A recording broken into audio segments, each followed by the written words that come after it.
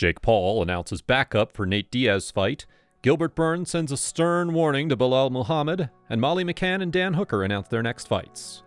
With Nate Diaz facing legal trouble for choking out a TikToker in a street fight last weekend, Jake Paul has announced a backup in case the UFC legend fails to show up in their boxing match on August 5th. Earlier this week, New Orleans Police Department issued an arrest warrant for Diaz on suspicion of second-degree battery following a physical altercation that was captured on video. Diaz was seen choking out Logan Paul lookalike Rodney Peterson outside a bar in New Orleans. Diaz's legal troubles could put his boxing match with Jake Paul in jeopardy. But British YouTuber KSI will come to Paul's rescue if he's needed. Quote, "Well, if Diaz's legal troubles mean Jake won't have an opponent in August, then I'll gladly come as the replacement after I KO Joe Fournier in May." Paul was quick to accept KSI's offer. Quote, "Great, I accept you as the backup opponent. The fight is at 185. There are no rehydration clauses. Stay in shape and we'll give you a call if needed. Thanks, buddy, for being so humble and committed." Diaz clapped back at both. Quote, "Why don't you two scared p***s just fight each other in August? I'll fight someone who can really fight."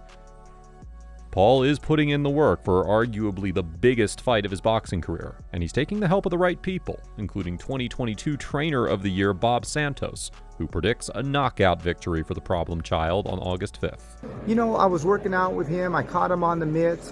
He definitely can punch. He works super hard the days that I was with him, and I'm expecting him to be victorious on August 5th, and I think even by stoppage. Will Jake Paul add another UFC superstar to his list of vanquished foes? Gilbert Burns has sent a stern warning to Belal Muhammad ahead of their highly anticipated welterweight co-main event at UFC 288. Burns and Muhammad will meet in a short-notice co-main event at UFC 288 on May 7th. The Brazilian fought 3 weeks ago at UFC 287, where he defeated Jorge Masvidal by decision. Against Muhammad, however, he expects a finish, since it's a 5-round fight. Because now I can get a finish. If I want to solidify myself as the #1 contender, I got to take this guy out, and then I think I've been asked for 5 rounds, even with the Shimaev fight, with Georgia fight, with Neil Magny fight, I asked for 5 rounds. They didn't give it to me, but this time he asked as well, so it's when he asked it, I said, well, okay, now we're doing 5 rounds. But with Belal Muhammad, I'm putting this guy away. I don't care how many rounds take it, but I'm putting this guy out of there. Belal Muhammad was also asked why he took a short-notice fight against one of the scariest welterweights on the planet.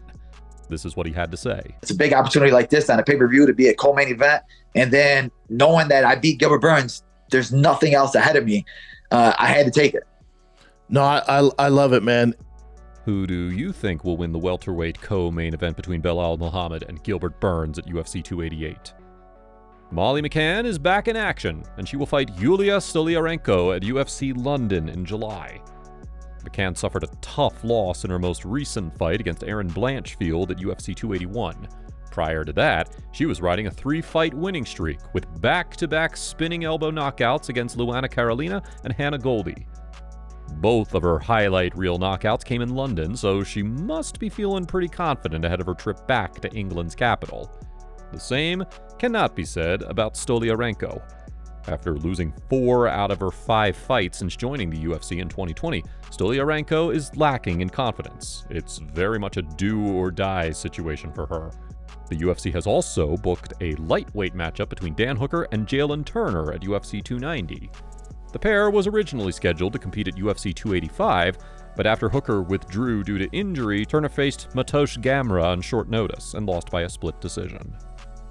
Who do you think will win? Give us your thoughts on today's stories in the comments section below.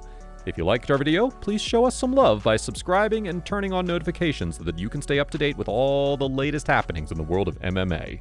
Thanks a lot for watching, and we'll see you next time.